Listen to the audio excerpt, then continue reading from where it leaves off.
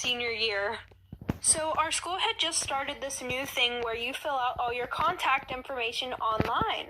And my dad was like, okay, yeah, just fill yours out. And it pretty much was who can pick you up, who can make early dismissals for you, who they can call if you're in trouble. Well, I decided to be a sneaky little bastard and put my boyfriend in for every single one of those contacts.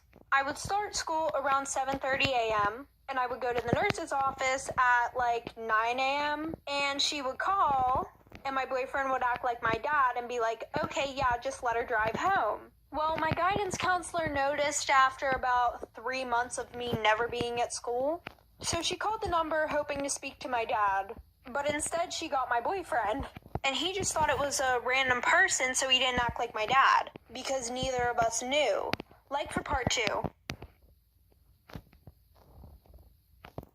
Okay, part 2. Okay, so pretty much what happened after that is she called and she found out that it wasn't my dad. And then she went digging and she called my sister to the office and she was like, what's your dad's phone number? And my sister was like, why? Don't you guys have it already? And I also put the same numbers for my sisters so that way in case this day came, then, it wouldn't look suspicious. Well, I don't know what she threatened my sister with, but she scared the hell out of her, so she gave her my dad's number. And so my sister told me whenever she got home, so I went to school the next day. And it was like a surprise party whenever I walked in the office. The dean was there, the principal was there, and my guidance counselor. So I got in trouble and then they were like, oh, we're calling your dad. So what did I do? I left before they called him. Extremely toxic best friend story time. So when I was in 8th grade, there was this boy. And this boy would go around telling almost every girl that he liked her.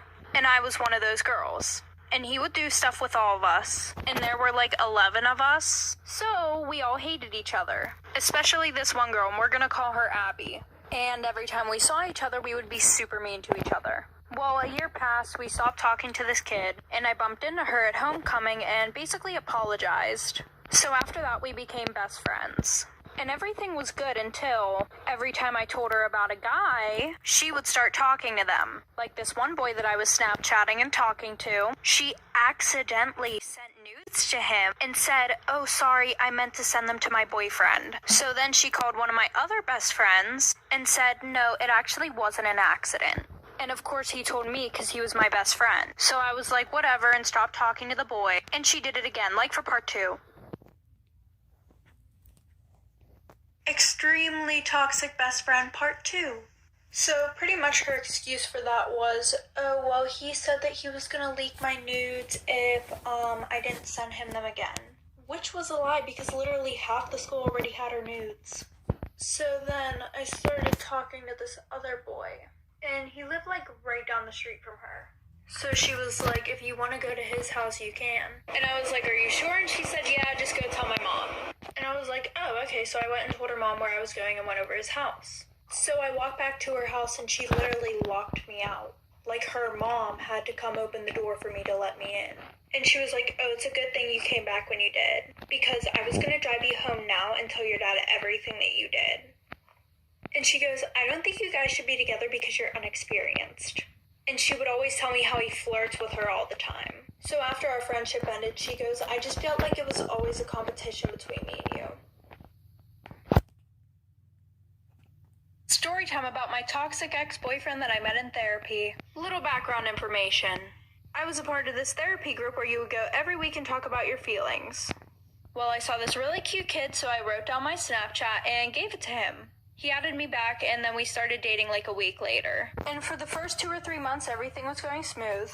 And then he became really toxic and controlling. He would always go through my phone. And any guy that I had a streak with, he would accuse me of cheating on him with them. And it got to the point where he was literally so clingy. Every second of every day he wanted to FaceTime, he had to be talking to me. I had to have my location on. And I would explain to him that I needed my space, but he literally just did not get the hint. So by this point, we were literally on and off all the time. And anytime that I broke up with him, I would block him because I didn't want to think about him. But he started calling my parents and complaining about me, so they blocked him. And then he tried being friends with my brother to get to me. Welcome back to another toxic best friend story time. A little background information. I was friends with this girl since elementary school, and we had a really good friendship until we got into high school. Like, we always got along, never fought over boys. Well, during our freshman year, this new boy started at our school. Well, I started talking to him. And after a month of still talking to him, my best friend goes, "I don't think you should talk to him. He talks to a lot of girls." And because she was my best friend, I didn't think she would lie about that. I believed her and I stopped talking to him. Well, that weekend, I went over her house. And when I walked in her room, she goes, "Oh, say hi." And who else is on the phone but the boy she told me not to talk to? So after they got off the phone, I was like, "Let me guess, you told me to stop talking to him because you liked him." And she goes, "Yeah, I just knew that if I told you I liked him, you wouldn't stop talking to him." So that night, we went to a party, and he was there. And things started to go south, like for part 2. Part 2 to my most recent toxic best friend story time. Little background information. I told him the reason why I didn't want to talk anymore was because I just didn't want a relationship. So we get to the party, and him and his friends were there, so she went over to them. And I went and talked to other people because I just didn't want it to be awkward. Well, an hour later, we all met up again, and I started having a conversation with him. Well, I guess my best friend didn't like that, so she started embarrassing me in front of everybody. So she starts talking about how my clothes don't fit me right, and I look like a blob, and how my boobs are so much smaller than hers, and how I don't have an ass. Literally in front of everybody, just embarrassing herself. And me. So after that, she went to the bathroom to throw up because she had way too much to drink, and him and I started talking, and he was like, "Why wouldn't you just tell me that you didn't like me?" And I was like, "What do you mean? I just didn't want a relationship." He goes, "Oh, well, she just told me that you like somebody else." So that was the last straw, and I just left her at the party. Toxic ex-boyfriend story time. So I was a junior in high school, and I had just gotten out of a 4-year relationship with this one guy. Well, I started to see him date around, so I thought I should do the same. I started dating this new guy who was known as the biggest player. Since I just got out of a long-term relationship, we decided to take things slow. We both went to different schools, so we both had separate proms. And of course, we both asked each other. So his prom came around first, so we got a shore house with his friends. And before we left, he bought me 2 dozen roses. This man has never bought me anything. And my mom was like, that's strange. I know exactly what he's trying to do with you. I now see that may have been a warning. But did I listen? No. After prom, we went to the shore house, and he tried to make it happen. I said no. The next morning, we both left. It was a Saturday because I had dance and he had baseball practice. He went back to the shore house that night, and I didn't hear from him all weekend, like for part 2. Part 2 because y'all are impatient and gotta go to sleep.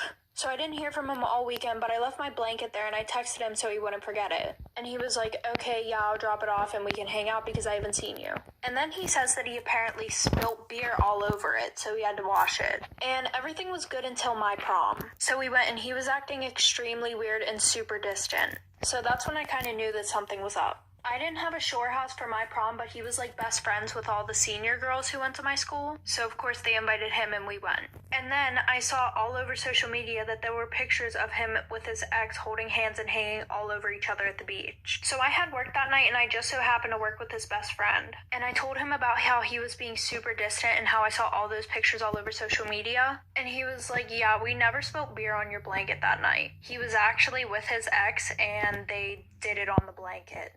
Moral of the story, don't date the guy who's named a player, because it's probably for a reason. Story time about how I was the side chick. So it was my freshman year and I had just moved to a new school. And I lived next to this senior boy. You know, the one that thinks you're good enough to do stuff with, but not good enough to date? Yeah, that one. Well, we both were on the same bus, and I thought he was really cute, so I asked him for his Snapchat, and I got it. So we started talking a lot, and we would always talk about me sneaking over his house because my parents were super strict. So homecoming night, I saw him grinding with this girl, but I didn't exactly think anything of it because literally everybody was just being passed around. Well, I went home after, and at like 2 in the morning, I got a text from him saying to come over. So I went over there, we did the dirty, and then I started to go over there almost every other night at 2 in the morning. And there was this one girl that I got really close with, and I told her all about the situation, but I didn't tell her till like 3 months after it was happening, because he told me not to tell anybody, of course. And she goes, "You know he has a girlfriend, right?" So I felt really bad and confronted him, like for part 2. Part 2 of me being the side chick. So that night he had asked me to come over again, and I went over there, but it's not what you think it was for. I got over there and I was like, "When were you gonna tell me you had a girlfriend?" Literally, this comment made me want to throw up. He goes, "What do you mean? I thought you knew." So I was like, "No, I actually didn't." And he goes, "So does that mean you don't want to come over anymore?" He goes, "I really liked you, and I was gonna break up with my girlfriend for you." Which I know this is so bad, but that made me happy because I had the biggest crush on him. But then I just left. And the girl that he was dating was a senior, and I asked my friend for her Snapchat so I could Snapchat her. So I did, and I told her everything that was going on, and somehow it got flipped around on me, her saying that I was obsessed with her boyfriend. And then she got the nudes that I sent her boyfriend, and sent them around the whole school. My new school. Moral of the story, if he says he's single, make sure he's actually single.